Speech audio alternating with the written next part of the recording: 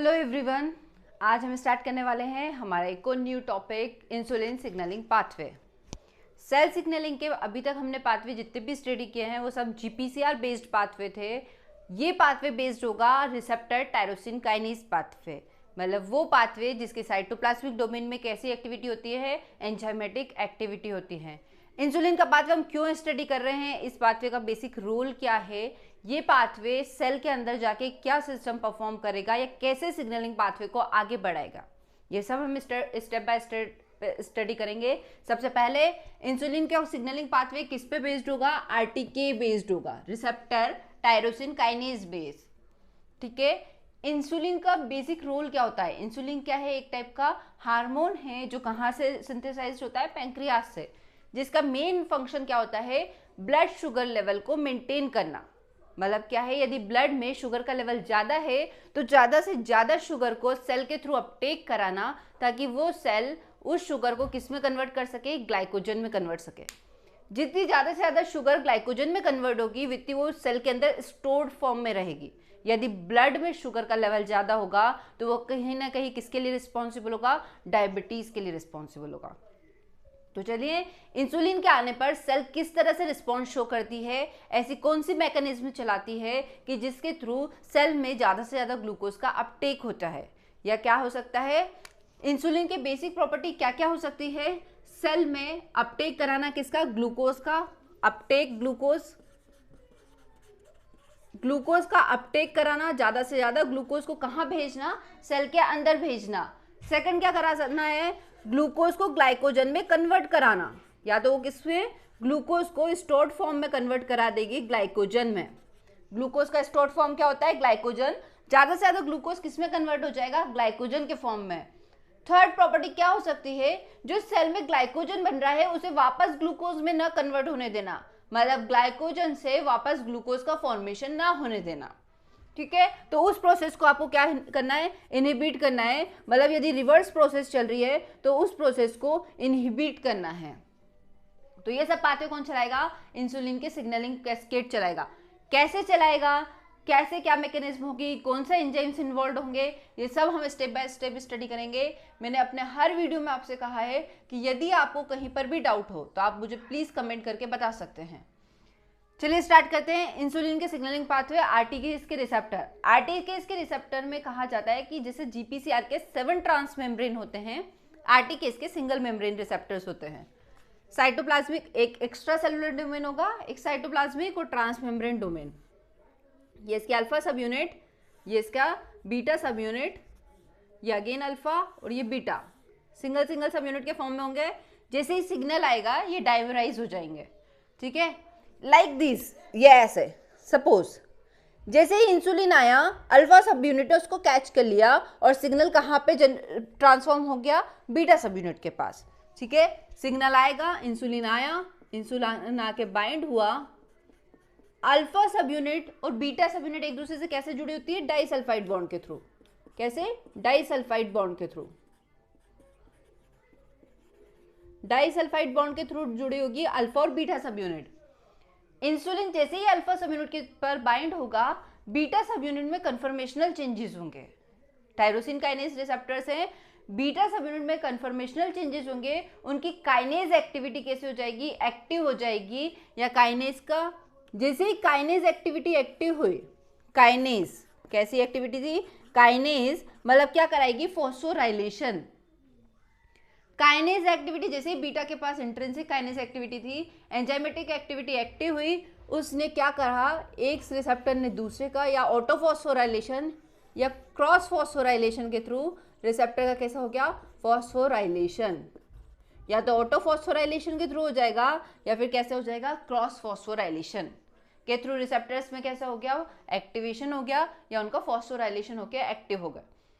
जैसे ही उसका cytoplasmic domain active होगा, अब किसके थ्रू, क्रॉस फॉस्फोराइलेशन या ऑटोफॉस्फोराइलेशन के थ्रू। जैसे ही साइटोप्लाज्मिक डोमेन एक्टिव हुए, एक and basically insulin receptor substrate आके इस एक्टिव साइटोप्लाज्मिक डोमेन पे जाके बाइंड हो जाएगा। कौन आएगा नेक्स्ट स्टेप में, IRS1। IRS1 आएगा और किससे जाके बाइंड हो जाएगा, उसके साइटोप्लाज्मिक डोमेन से जाके बाइंड हो जाएगा। IRS1 आया और इसके साइटोप्लाज्मिक डोमेन पे जाके बाइंड हो गया। जो एक्टिव थे IRS1 कैसे हो गया, उसके साइटोप्लाज्मिक डोमेन पे जाके बाइंड हो गया। इंसुलिन रिसेप्टर सबस्ट्रेट 1, मेरे डिस्क्रिप्शन बॉक्स में आपको सबकी फुल फॉर्म मिल जाएगी। इंसुलिन रिसेप्टर सबस्ट्रेट 1 जैसे ही आके बाइंड होगा, IRS1 बाइंड हुआ एक्टिव साइटोप्लाज्मिक डोमेन से, IRS1 का भी क्या हो जाएगा, फॉस्फोराइलेशन। क्या हो जाएगा, IRS1 का फॉस्फोराइलेशन हो जाएगा। जैसे ही IRS1 का फॉस्फोराइलेशन हुआ, उसकी स्ट्रक्चर में कुछ कन्फर्मेशनल चेंजेस हो गए। प्रोटीन स्ट्रक्चर है बेसिकली, कन्फर्मेशनल चेंजेस जैसे ही होंगे उसने अपने डोमेन को फ्री कर दिया ताकि कोई दूसरी सब यूनिट या दूसरा एंजाइम आके बाइंड हो सकता है। सबस्ट्रेट IRS1 ने डॉकिंग साइट जनरेट कर दी। अब इस डॉकिंग साइट पे आके कोई भी एंजाइम बाइंड हो सकता है। इसके डॉकिंग साइट पे कौन सा डोमेन होगा, SH2 डोमेन। इसकी डॉकिंग साइट पे कौन सा डोमेन होगा, basically SH2 domain. SH2 domain, Src homology 2 domain. कहाँ पे, IRS1 की डॉकिंग साइट पे। IRS1 जैसे ही एक्टिव साइट जनरेट करेगा, उस पर एक एंजाइम आके बाइंड करेगा, PI3 काइनेज। कौन आके बाइंड करेगा, इसकी डॉकिंग साइट पे एक एंजाइम आके बाइंड होगा जिसका नाम होगा PI3 काइनेज। अब PI3 काइनेज क्यों इसका नाम दिया गया, ये भी हम स्टडी करेंगे।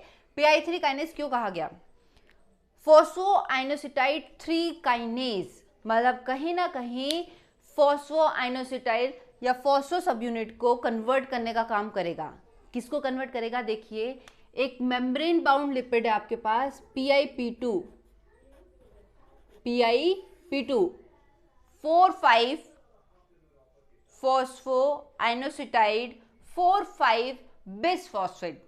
क्या होगा, फॉस्फोआइनोसिटाइड 4,5 बिसफॉस्फेट को PI3 काइनेज फॉस्फोराइलेशन करा के कन्वर्ट कर देगा PIP3 में। किस में कन्वर्ट कर देगा, PIP3 में।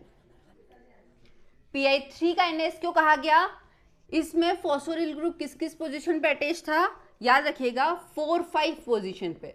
किस पे अटैच था, 4,5 बिसफॉस्फेट कहा गया।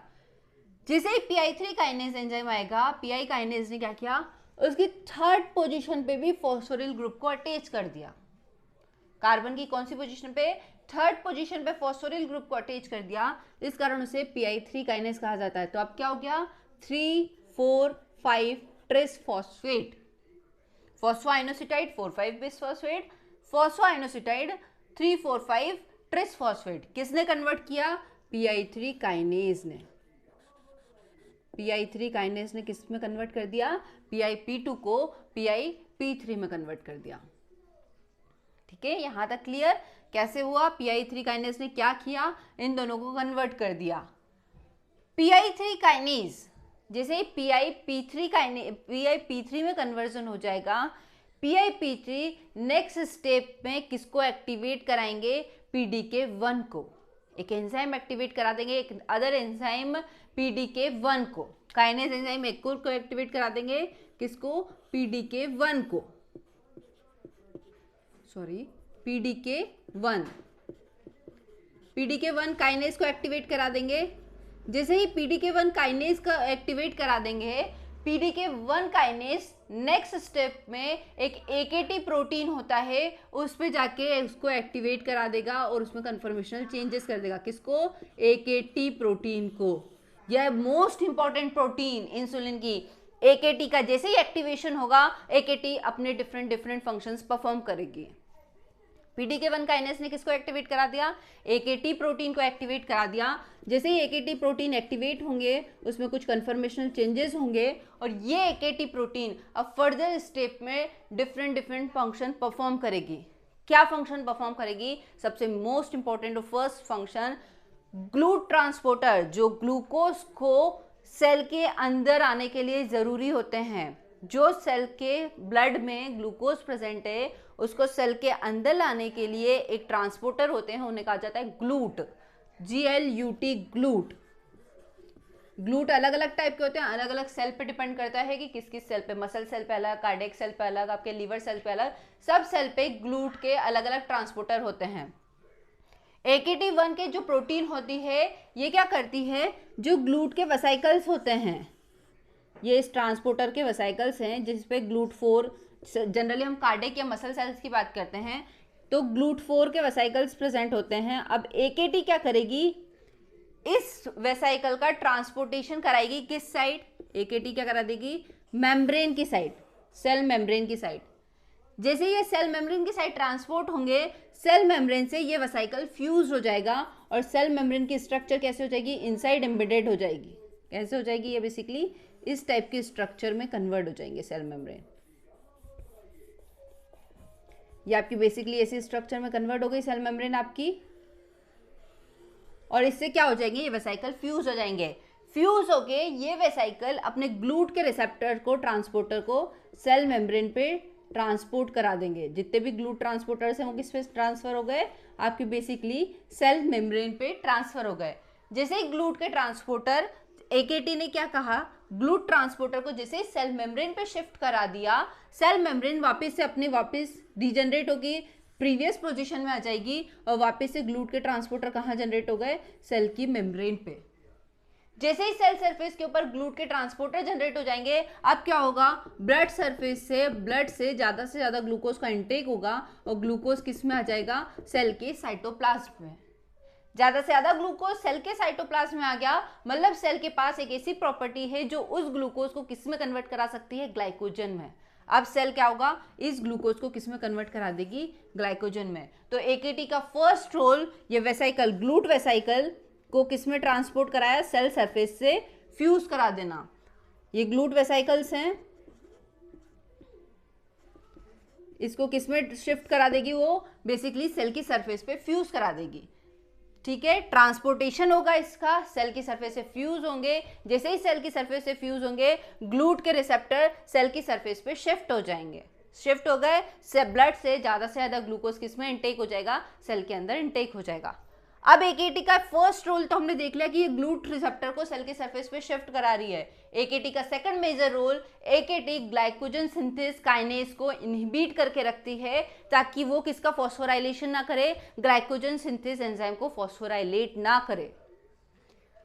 जब ग्लाइकोजन मैकेनिज्म आपने पढ़ी होगी तो आपने पढ़ा होगा कि ग्लाइकोजन सिंथेस जो एंजाइम है वो फॉस्फोराइलेशन के थ्रू इनएक्टिव हो जाता है।